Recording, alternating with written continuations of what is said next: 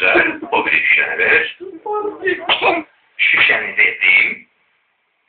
Birazdan şişenin içindeki tahta parçalarını birazdan pişirilmiş turşu memnunuyla karıştırarak gaz ve metil elde edeceğiz.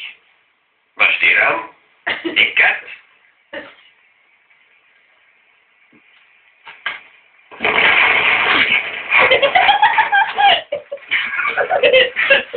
Maraqlıdır. Başa düşmürəm. Bu dəfə niyə partladı? Ben de anlamadım.